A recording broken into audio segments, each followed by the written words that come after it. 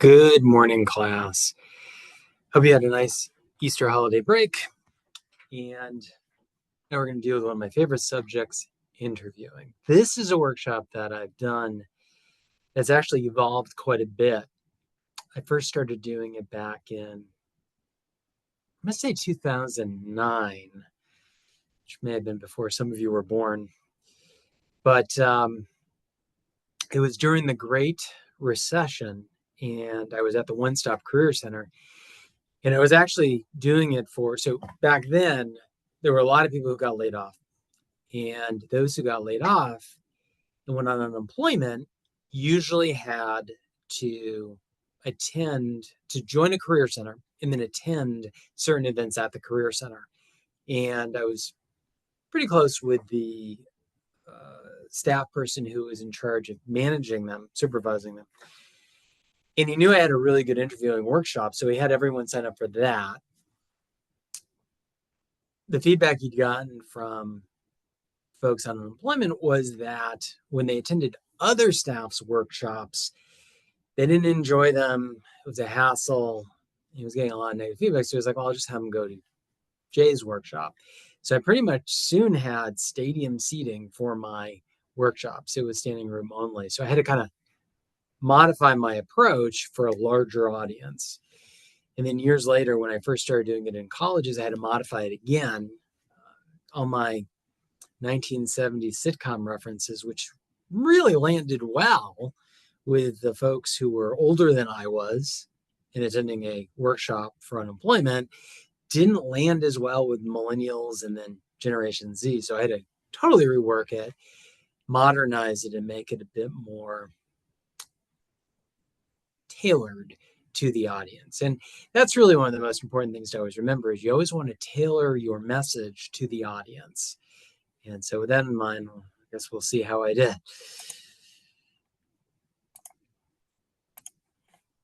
So, interviewing. And one of the things to keep in mind, and I mean this in the nicest way possible, is that sometimes, literally, you go in for an interview and they just don't like you. And that's okay. And I want you to know that that's okay, because sometimes it has to do with a question of fit. Now, there's other reasons, and some of them are legal, and we can talk about that. I've gone into interviews where maybe I was older than they were hoping for. And so that then becomes a problem because I belong to a protected class being over, let's go with over 40. And so, but certain classifications are legally protected. And there's a reason for that. It's usually because folks who belong to that class have experienced some form of discrimination. That's illegal. And so we want to keep that in mind. But I'm just talking more about fit. I've gone for some interviews where I remember when I was first looking to go into the college level, I interviewed at one school. I'm not going to tell you the school, but I was a little too professional for them. They wanted somebody who was a little bit more earthy, crunchy, a little bit more progressive. I wore a suit to the interview. That made them uncomfortable. I went on another interview where I was not professional enough. I was a little too, I guess, me.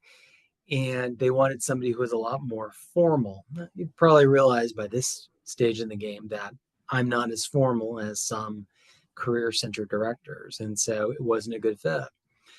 And I got my start in career services, and it was a good fit for the person who hired me, but nothing stays the same.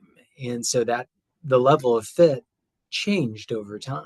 And so one of the things I love about Elms College is that there's a really good fit between my values and the institution's values. In fact, that's perhaps the most important lesson I learned from the pandemic is that it's really important to work at least it's important for me, but I think this applies to everyone.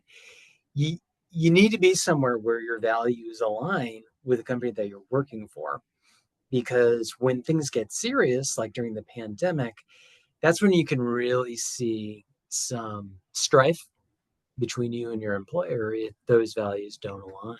And so this first slide, sometimes they don't like you. I really think that's true, and that's okay. Sometimes you're not going to like them either. And sometimes it's better to get that out of the way ahead of time, because if you end up working there, now you're committed. Now you've actually had some work history with them.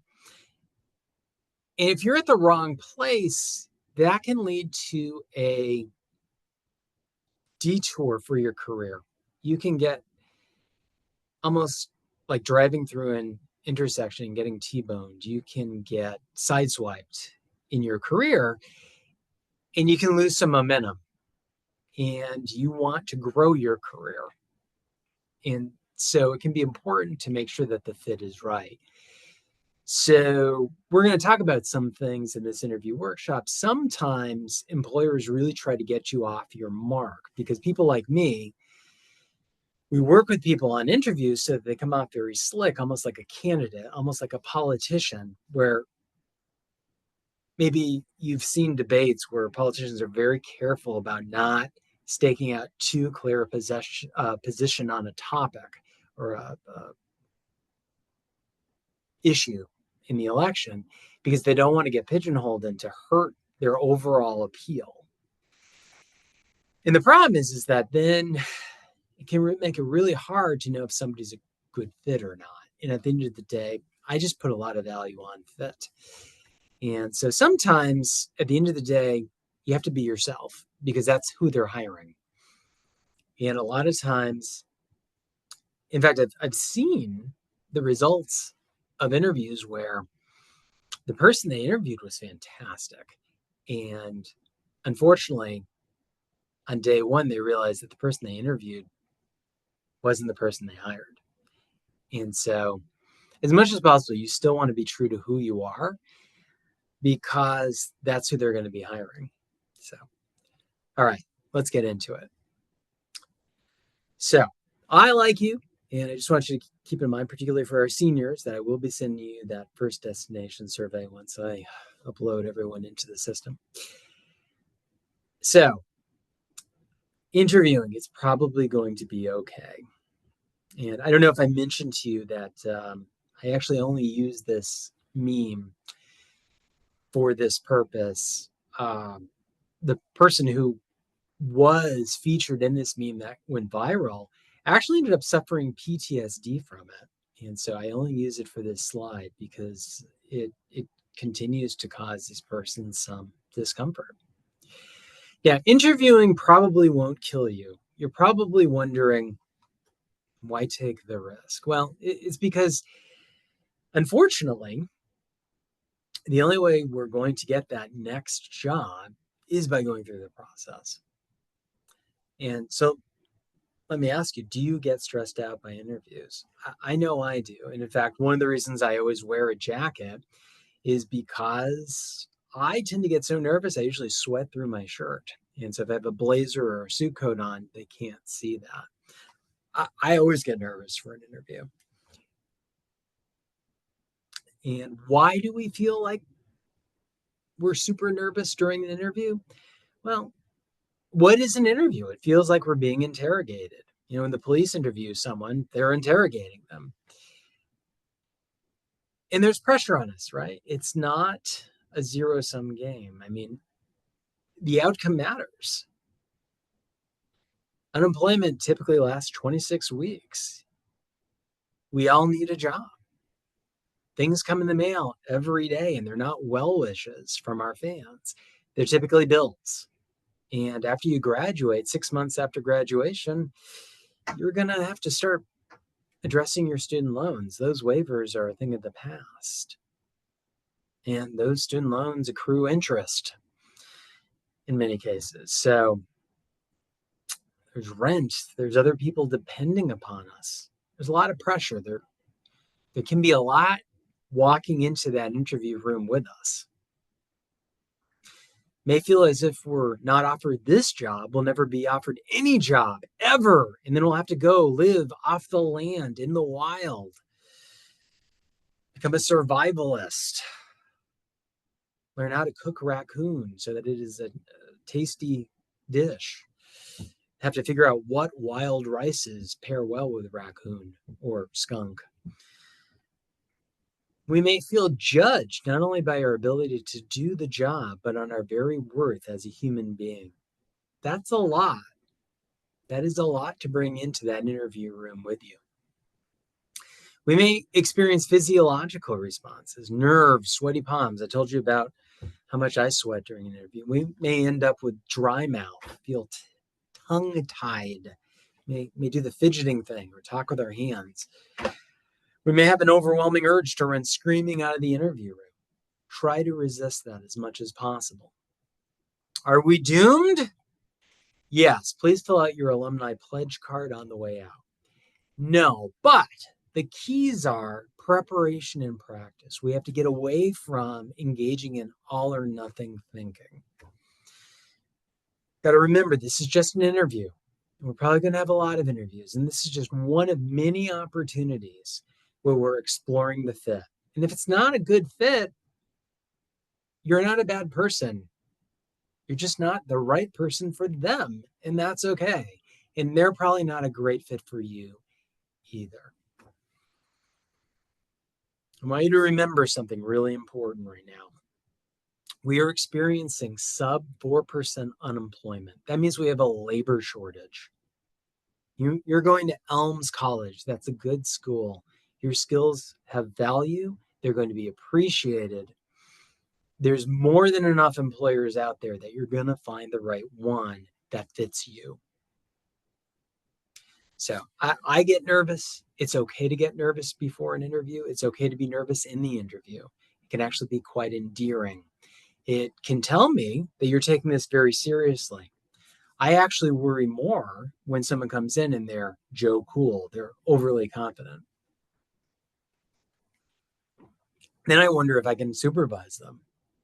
Now, I don't want to hire that person who, if I ask them to turn their timesheet in every Wednesday so I have time to approve it, that we're going to have a debate and discussion about how that makes them feel. I just want them to do it. And if you're nervous, that tells me that, hey, maybe I can supervise this person. Maybe this person values my opinion and wants to be a good employee. Now, the gentleman on the right is actually Arthur Schlesinger Jr.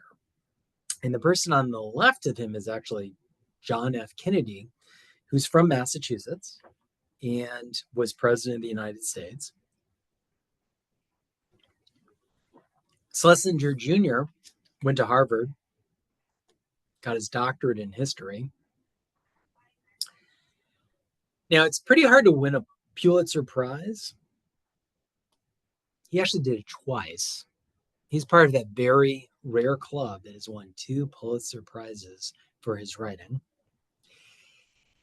He would go on to be a major figure in the Kennedy administration, was confidant of the President of the United States. But do you know what he did before he gave every lecture at Harvard University? He would get so nervous that he would throw up. He would revisit his lunch. Now, again, doctorate in history, 2 Pulitzer Prizes, chumming with the president, and he's getting sick because he's so nervous before every lecture. So if he can do it, you can do it. You don't have to lecture. I know I make it look easy. So why should you even bother going to the interview? Why not fake your death instead? The reality is that the opportunity far outweighs the risk. Now, I do have some first aid for nervousness. Understand where that nervousness is coming from, first of all. You've probably done, I don't know if SLP majors have to take A&P. I don't know if psychology majors have to take A&P. But if you do, and if you did, they probably have mentioned the fight or flight response. And it's something probably back in the days when we had to worry about getting gored by a woolly mammoth, or as I like to call it when I was in kindergarten. So it's a biological response that floods the body with adrenaline so that we can either fight or run away from danger. And what's great about that is it can give us an extra boost to come up with some problem solving skills and manage the situation. It can also make us really nervous. And and it may fill us with horrible thoughts like, oh, they hate me. Oh, this is going poorly. Oh, I've blown it. It's all over. So what we want to make sure to do is avoid all or nothing thinking, because that's where a lot of this comes from. Also, here's some major tips. One of the greatest coaches of all time, Vince Lombardi, once said, fatigue makes cowards of us all. And I had a great night's rest last night, which was one of the first great night's rest I've had in a while because I had a major project due at midnight last night, but I got it done in time so that I could actually sleep last night. And I was stressed out about it. But I feel pretty good. Also, if you're like me and 90% of your body is made up of caffeine, I'm not saying you should avoid that cup of coffee. I am saying maybe you avoid going to Starbucks before the interview and having that triple macchiato with 6 shots of espresso and all the sugar in it.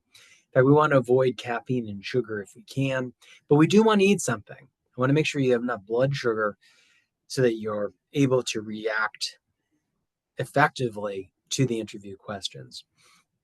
I'm a firm believer that if you can, you should exercise that morning. Now, in my heyday, I used to run 10 miles. True story. Every time before an interview, I would run 10 miles before the interview. Now, I would shower before the interview, but prior to the shower, I would run 10 miles. And when I went into that interview, I was so amped up on endorphins that I was glowing. And I was able to really put together a very compelling candidacy because I just exuded confidence, energy. I was so dynamic that it was like I was hyped up on steroids. It was fantastic. Now, I ruptured 3 discs in my back, so I can't do that anymore. I would say that if you're not a runner, that maybe you don't try 10 miles before your interview for the first time that day, because showing up in an air cast may not send the message you want to show. But even if you use the elliptical, even if you go for a brisk walk, do something to get some of that adrenaline out of your body, kind of balance things out so that you're able to feel really confident. We're actually doing Elms across America right now. And so actually I still have my shirts.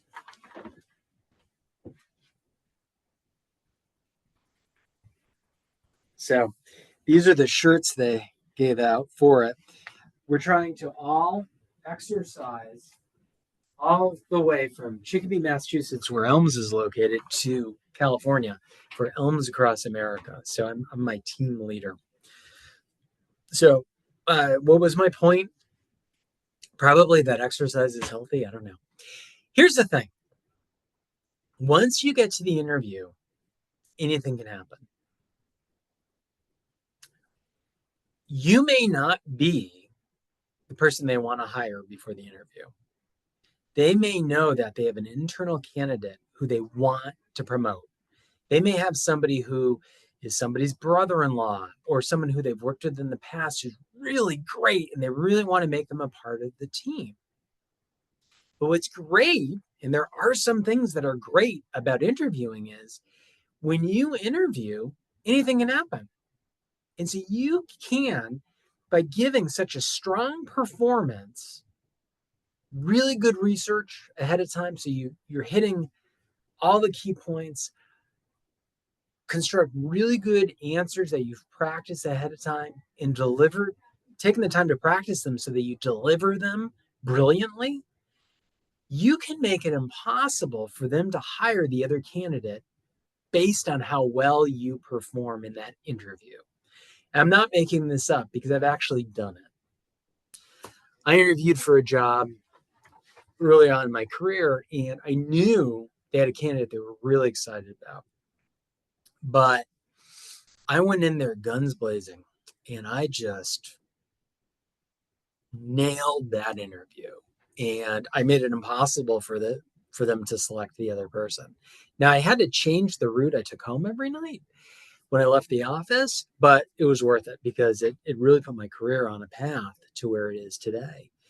And so it was just by knowing how to interview, practicing, doing my homework, and going in there. So even if you don't get the job, though, if you interview really well, you will leave an impression. And then if another job opens up, you might be on their short list of candidates and they may invite you to come interview for that. So don't overlook that. Sometimes when we lose, we still win. I remember in college, using the way back machine, I ran for vice president of student life, which was kind of unusual for a commuter student to do because that usually had to do a lot with housing.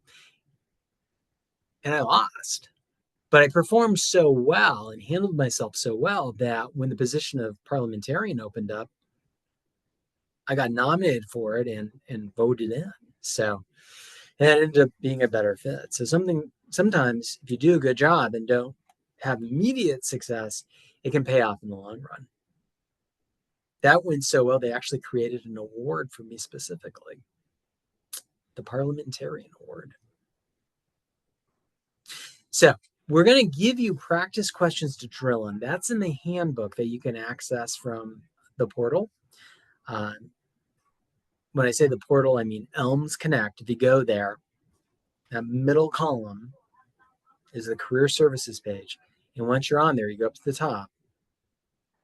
My handbook is there. It's got almost every question they're going to ask you and the answers to those questions. And the more you practice answers to those questions, the better you'll get at answering questions in a real interview because you're just going to get better at answering questions. In fact, by practicing questions that they don't even ask you, because you'll be able to cannibalize those answers to the questions they do ask you, you're just going to be better at answering questions. In fact, it's not always the questions you've prepared for so much as the fact that you've prepared for questions. I actually said that, and I thought it was pretty good. So now I quote myself. So if you were here with me, I would randomly, probably I'd try to pick someone I thought was the weak link, and I would ask you, tell me about yourself. And I can tell even now through the screen as you watch this asynchronously that you're cringing. But you shouldn't fear that question. In fact, you should seize it and use it to create a brand for yourself because the answer to this question is your elevator pitch. What the heck is an elevator pitch? It's not what you say to your higher power when you're trapped in an elevator. It's right now, if right now the doors to the elevator open and in walks the vice president for the company that you want to work for, what would you say to them from the time that the doors close? And you only got 15 seconds before they open back up. They walk out and you never see them again. What are you going to say to them to compel them to invite you to contact their vice president of human resources or to be someone who's looking out for you for a position? What would you say? Right? There won't be time to read them your personal manifesto. There's not going to be time to show them all 852 slides on your PowerPoint presentation that you've opened up on your iPhone. Believe me, I've tried it. I know you're a little worried because sometimes I get a little crazy with the PowerPoint. So rest assured, there's only 700 slides in this presentation. So not a full 852. But I want you to remember, you're not disarming a bomb. So we need to dial it down a little bit. We're just talking. We're just doing an elevator pitch. If you were disarming a bomb, remember, it's probably the blue wire. Don't cut the red wire. Don't cut the red wire. It's usually the blue wire. But we're going to control what we can control. Try not to worry about what you cannot control. I want to jump back to the elevator pitch for a second because I don't know that I gave you a great answer there. So let me just rewind a little bit and address that. So what would we want to say? We'd want to introduce ourselves, have really good eye contact, and say, hey, I'm Jay Marshall. I'm a doctoral candidate for history, and I'm a career services director with over 25 years of experience in the field. And your company is one I've really been very interested in. I see a lot of alignment between my experiences and my values and your mission statement. And I'd really love to hear and find out more about openings you might have at that organization. That's not a bad elevator pitch. It's a lot like going on the show Shark Tank, except you're the product. And so you've got to make kind of a sales pitch on your features and your benefits. And it's got to be compelling so that I'm interested and I want to learn more. Right. So we're going to control what we can control, right? We're going to take a page out of the Stoics. Now, they were Greek philosophers, and they believed very strongly that the obstacle was the way. And if there's a giant rock in your way as you're walking down a path, you have to acknowledge that it's there. Now, maybe you decide to climb over the rock. Maybe you decide to go around the rock. Maybe you decide to tunnel under the rock.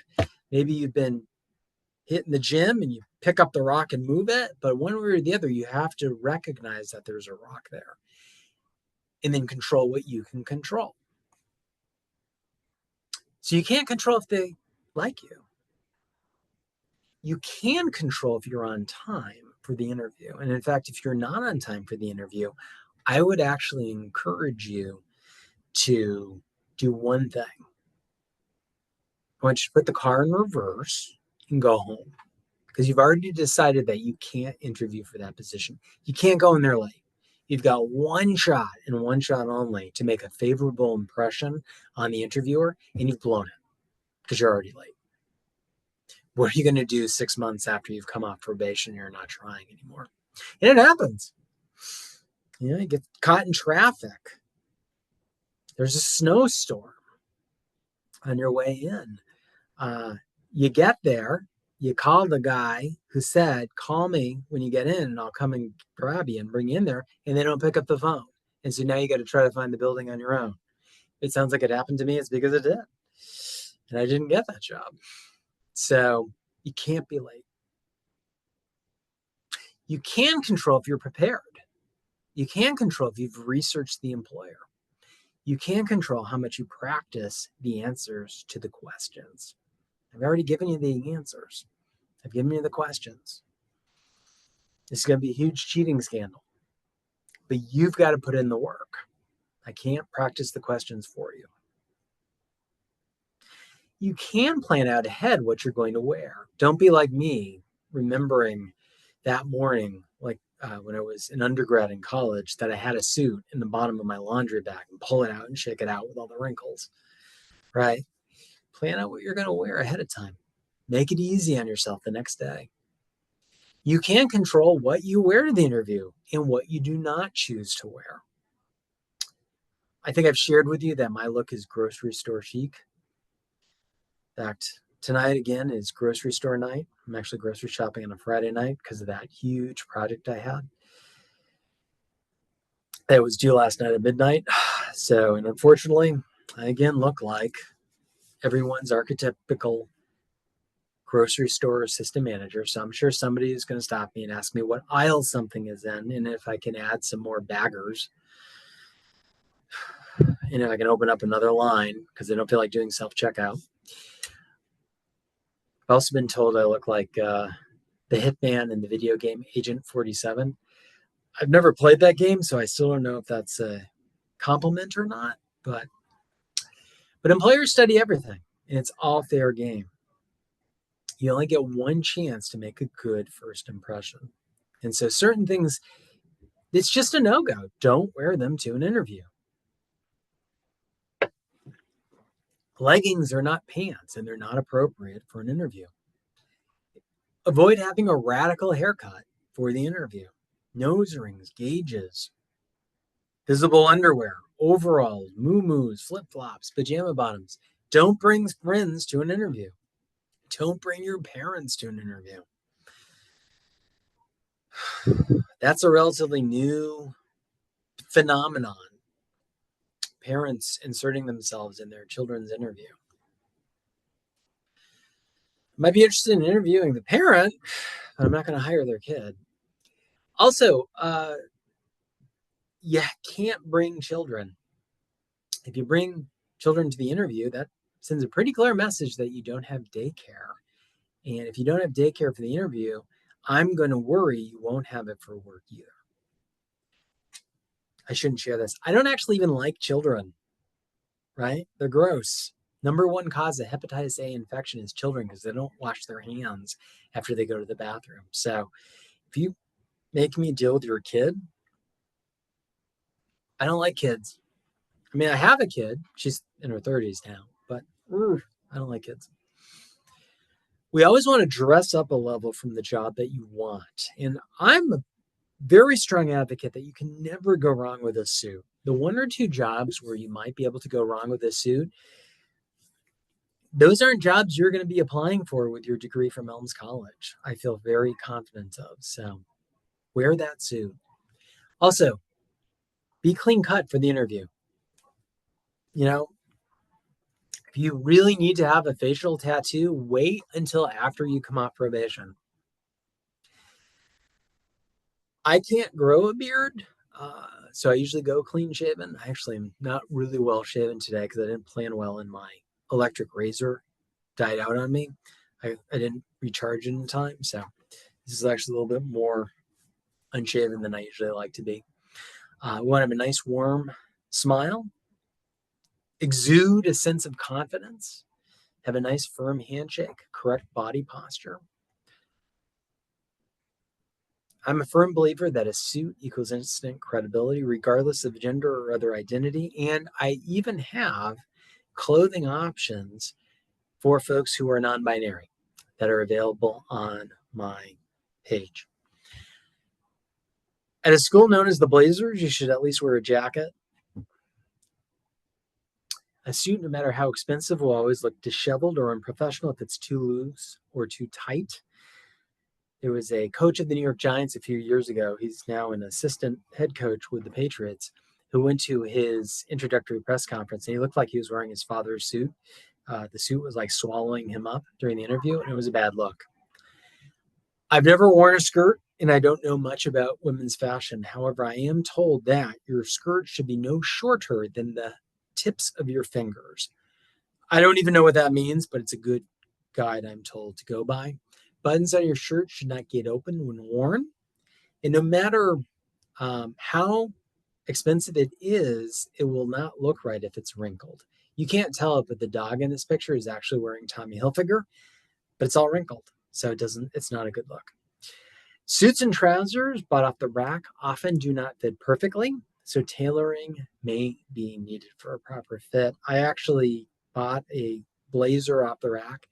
It ended up being too big on me, and I looked ridiculous. So I looked like I got to date myself a little bit. I looked like David Byrne from the Talking Heads in that one music video where he had the oversized suit. So I donated it to the, what's it called? Whatever the closet is, the clothing closet. I'll refer to it later on in this workshop. I'm drawing a blank on what the name of it is.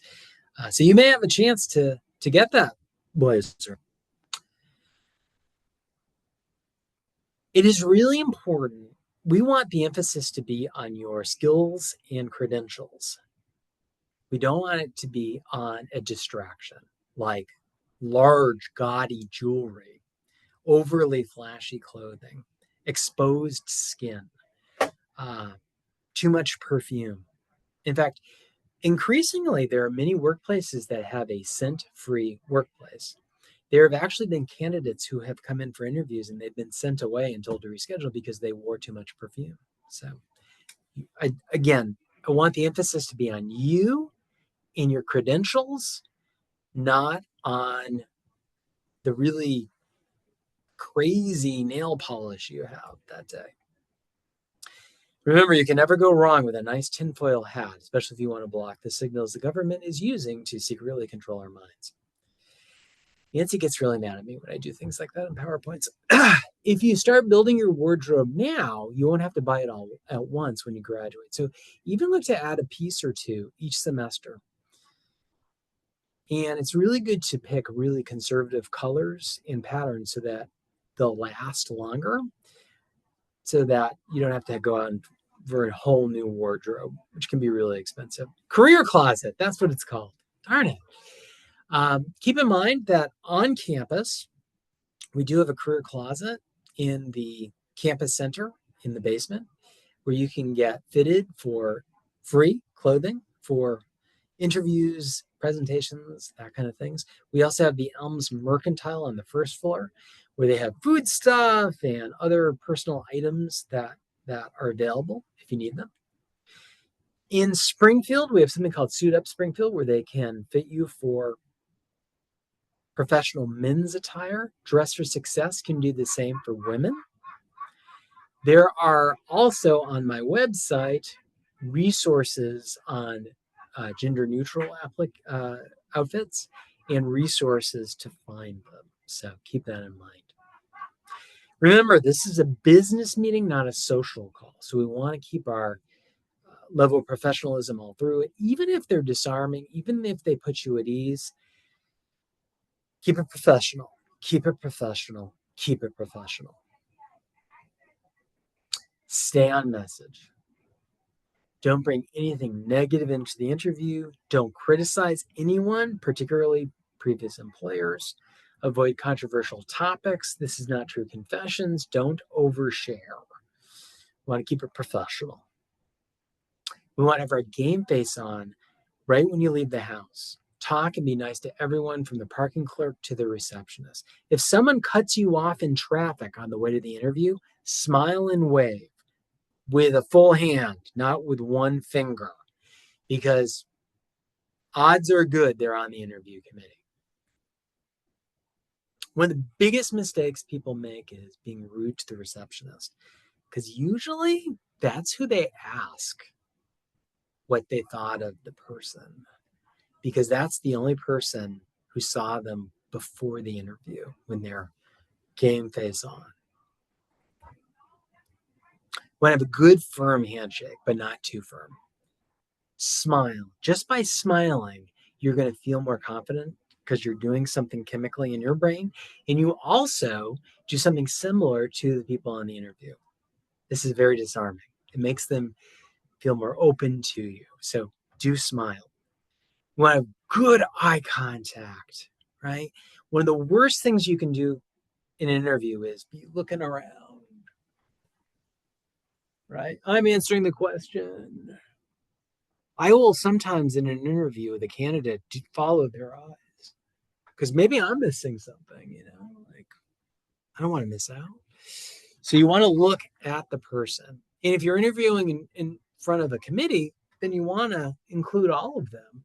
Glance at each of them from time to time during your answer. Pay attention to the speaker. Give them your full attention. Watch your body language and posture. If you're doing one of these, fold your hands so you can control them.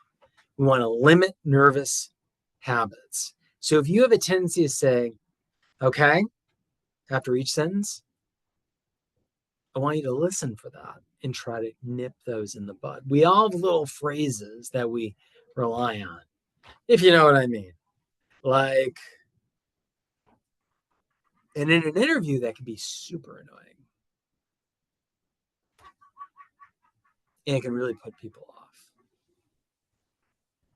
Also, you're going to lose confidence, and they're going to lose confidence in you if one of the interview committee has to yell, "Can't hear you." So you want to make sure you're speaking loud enough to be heard.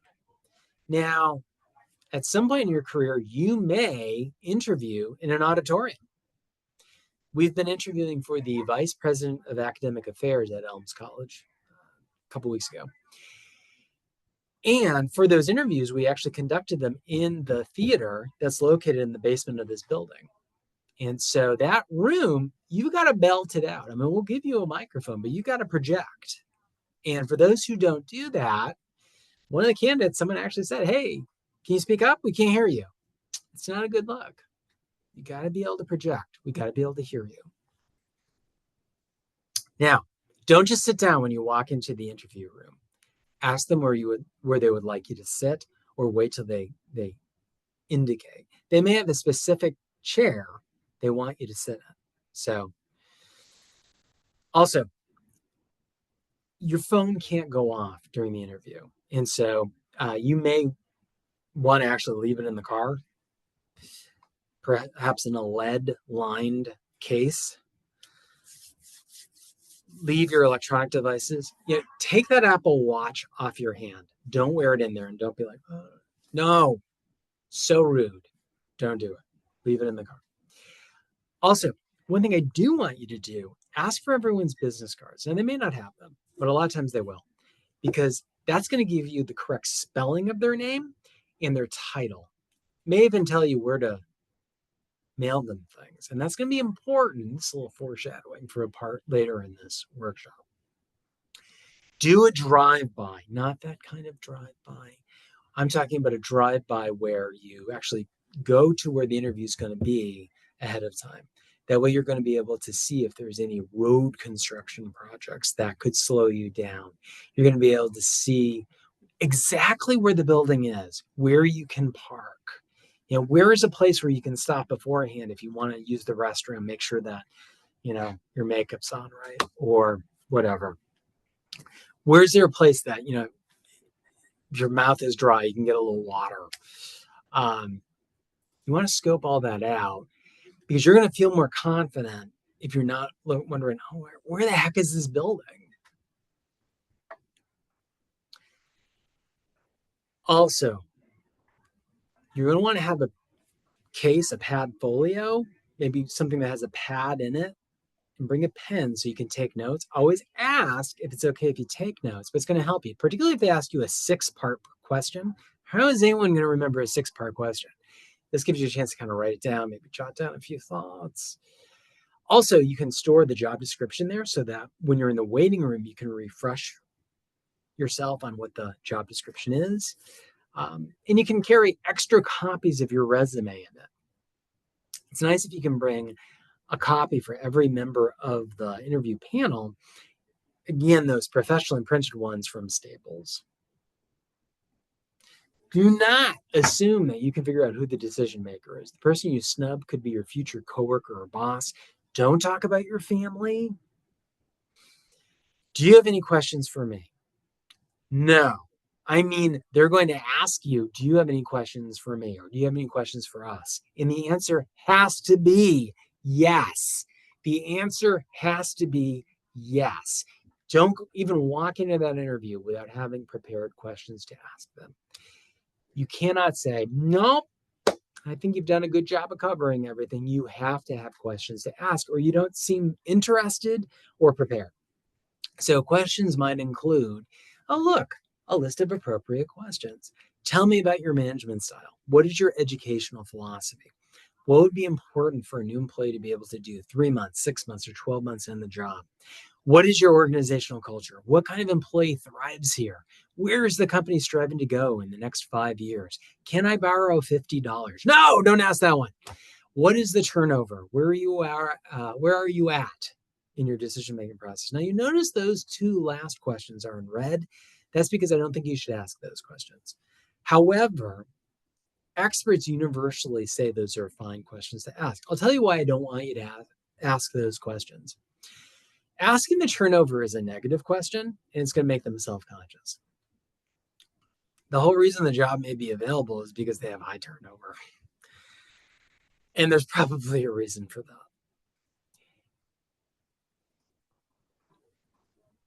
You should always do a pro-con list before accepting any job.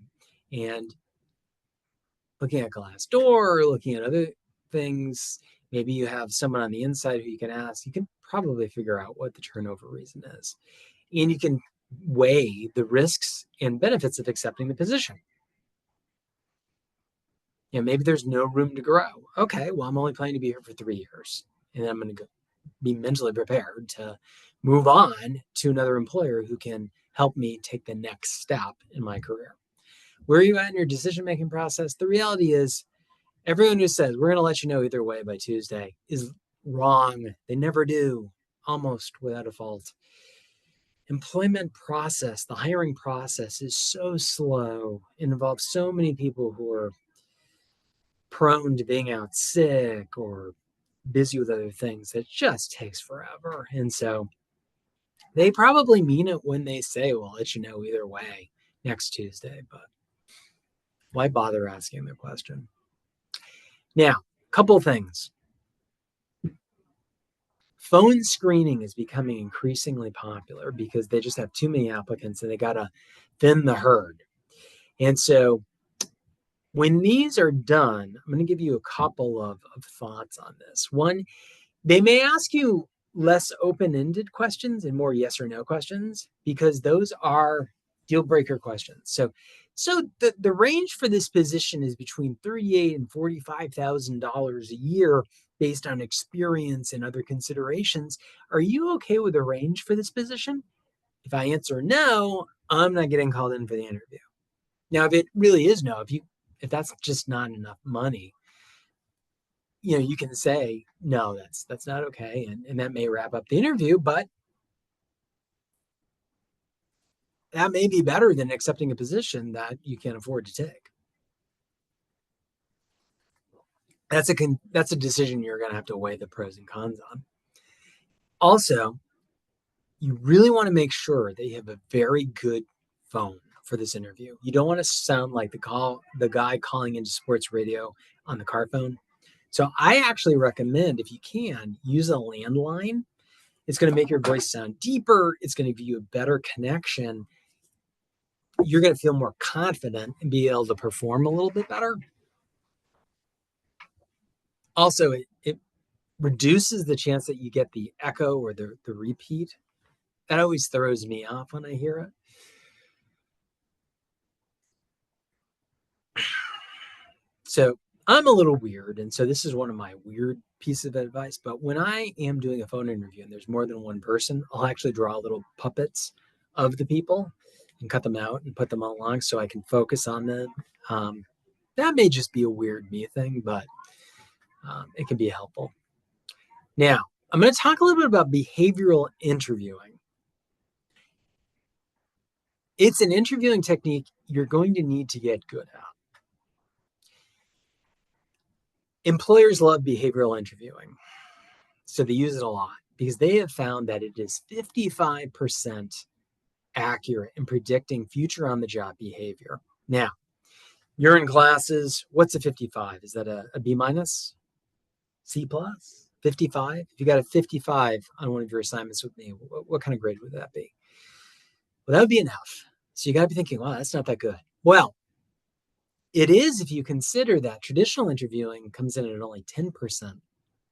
So compared to 10%, 55% is looking pretty darn good, which is why employers like to use it. So how do you handle these behavioral interviewing questions? And these are questions like, tell me about a time when you faced a great challenge. Tell me about a time when you were a part of a dynamic team. Tell me about a time when you faced a crisis and how you solved them. All of these questions can be answered using the STAR method. And in fact, I was talking to an employer a couple weeks ago. We did a biotech panel forum, and he was like, "Do you guys teach the STAR method? Do you guys teach the STAR method?" And he was like, "Because we really look for the STAR method." So corporate America is all over this, and they want their applicants to actually use it. And so the STAR method is, first of all, you start with the S, which is situation. STAR method is situation, task, action, and result. Or as I like to call it, telling a good story. That's what they want. They want you to tell them a good story. So we start with the situation.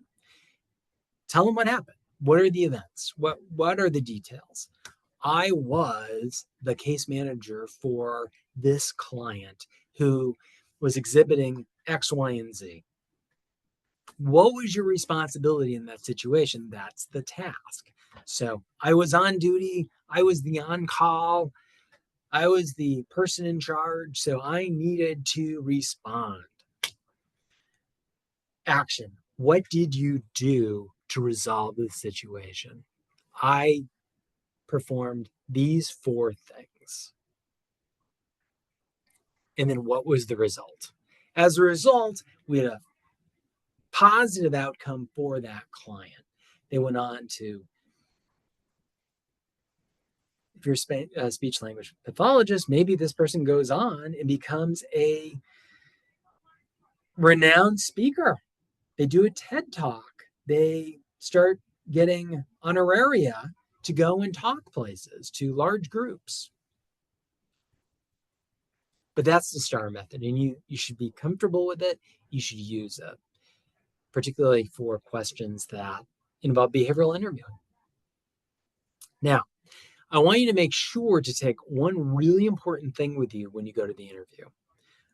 Put it in the back seat. I want you to bring cards, a variety of different thank you cards, a pen, and postage. And then after the interview, now I want you to go and treat yourself to that triple caramel macchiato with the 6 espresso shots. You could probably use a boost. I won't say to go to Panera and get one of those drinks because apparently they can lead to cardiac arrest. So I have enough liability issues with this workshop. But you did a lot of hard work in getting ready for this interview. So now I want you to reward yourself and go have that treat. But while you're doing that, the interview is not over yet.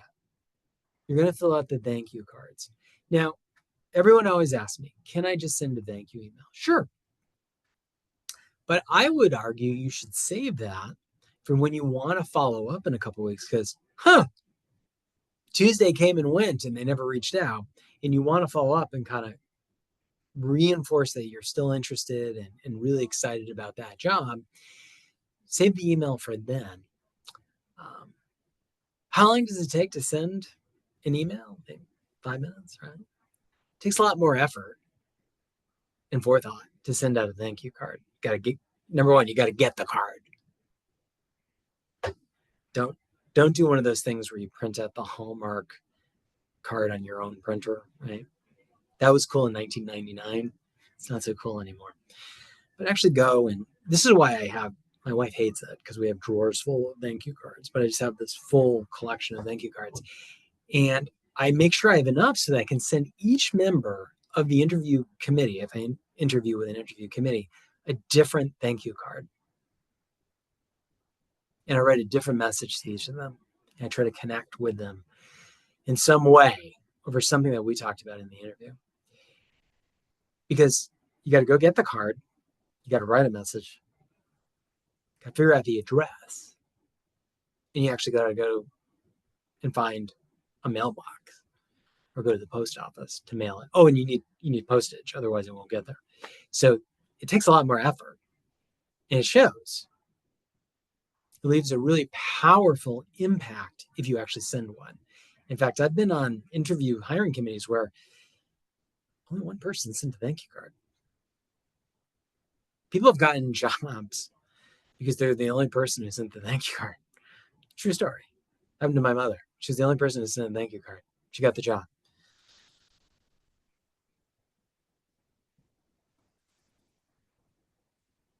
So thank you. You'll also find that in the, you're on the thank you slide. Where are you still talking? Let me get on with my life. Just want to mention a couple of things. I do have in the interview booklet a piece about illegal questions. There are certain questions they legally cannot ask you. And I've included what some of those are. And so if they do ask you, there's some strategies I've identified that you can take and how you want to respond to it. And so you can choose to answer the question and give them some grace and say, you know what, this person may not be from HR. They may not know that's an illegal question to ask.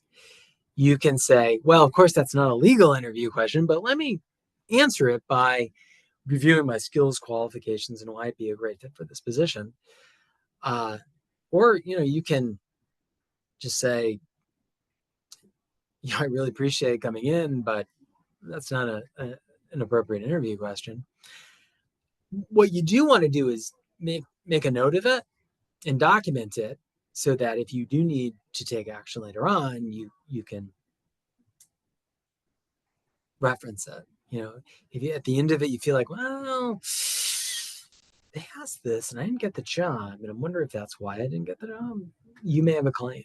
And so, that's really important. So, all right, good. Do read that booklet. Thank you for your time putting up with my nonsense. And I will look forward to seeing your work on interviewing.